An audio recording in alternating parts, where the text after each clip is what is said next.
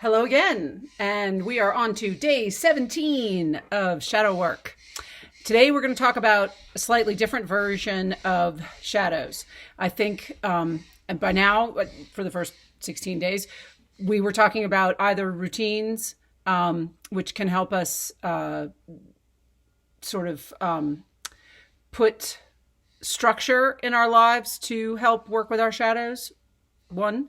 Two, we were talking about shadows as wounds, right? As things that have happened to us in our past that have resonated or have become core beliefs, and that we are looking to no longer act out of our wounds and out of our pain, right? And that is one form of shadow. Okay, so now I'm going to talk about another form of shadow, and this is something that is I think, well, it's all of it's true for everybody, but I think this is much more sort of immediate, right? And that is fear, right? Fear feeds shadows.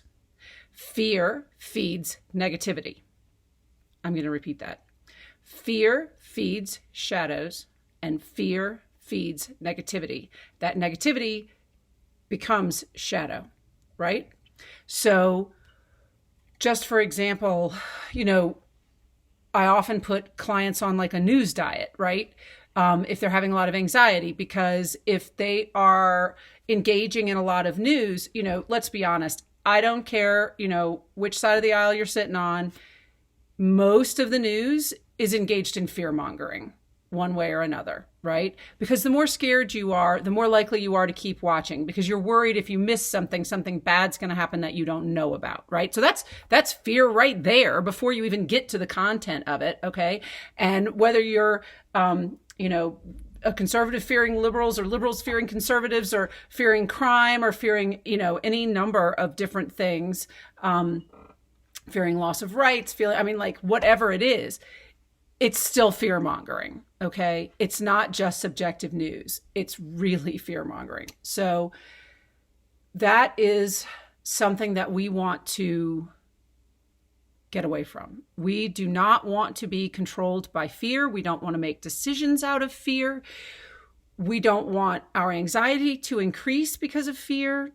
All of that is shadow. Okay. And that is really a daily thing to work with. And even just events in our lives, can feed fear. And again, I'm going to give you an example from my own life. So, as I think a lot of you know, I'm from New Orleans. I still have a house down there. I have a tenant in it right now. And I had roof damage. It turns out I had much more substantial roof damage than I anticipated originally.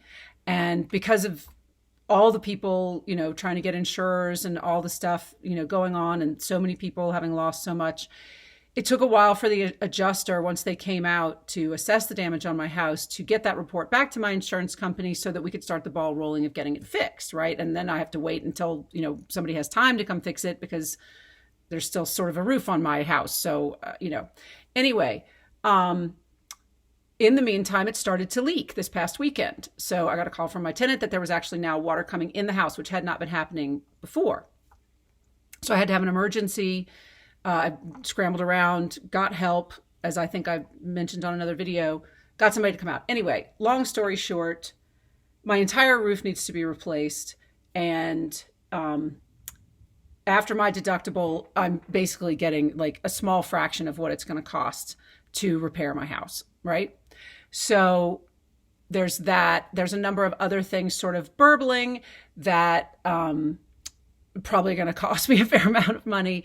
So I could very easily get into a vortex about money, to start getting where, like, oh my God, like, how, where's that money going to go? Da, da, da, da.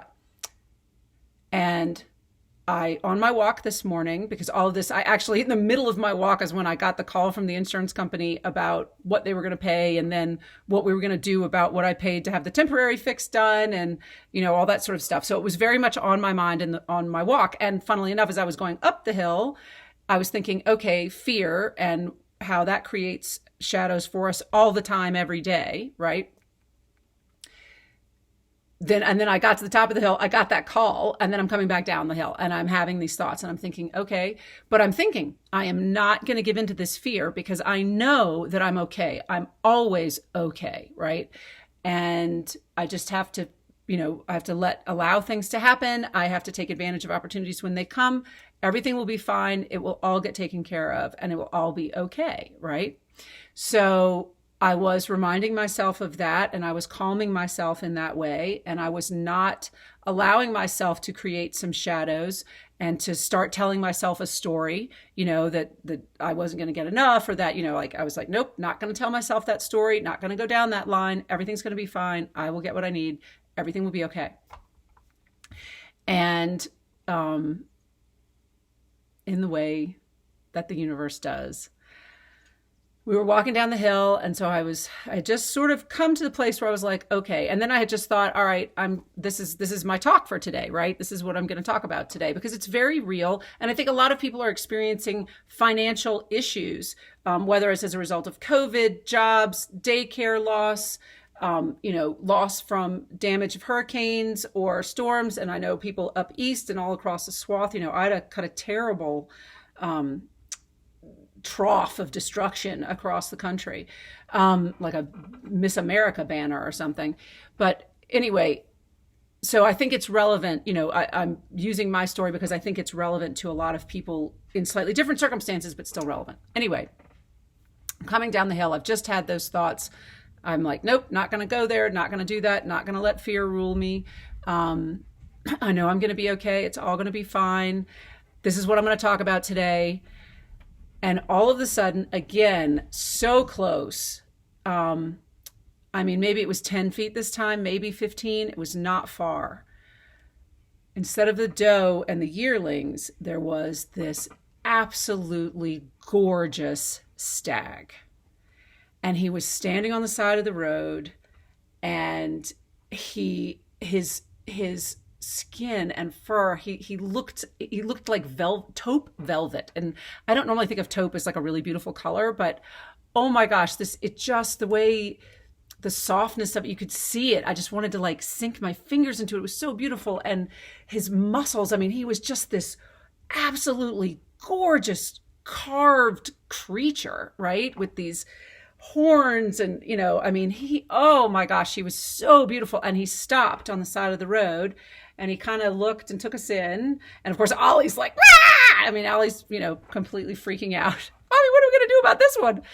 And so I stopped, and Ollie sat down, even though he was still, really jazzed. He was a good boy.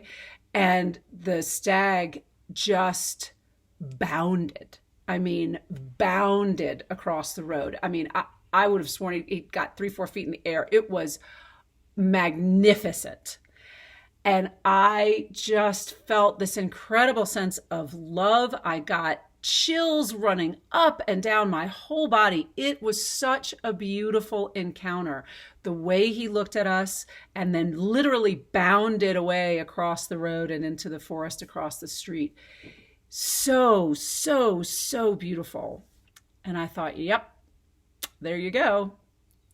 I got my King of Pentacles, and Pentacles are all about money and home and comfort and security, and I'm fine.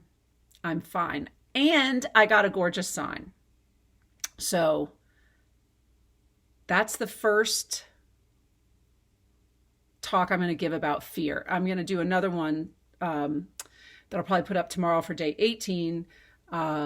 That's more specifically about like fear of success and fear of change, because that is another fear that creates shadows for us, right? Fear doesn't just feed shadows. I'm going to say that. It doesn't just feed shadows. It creates shadows. Fear creates shadow. Okay. Don't let it happen. You have control of that. You can stop it. That's the brilliant thing, is that you have control. Remember that.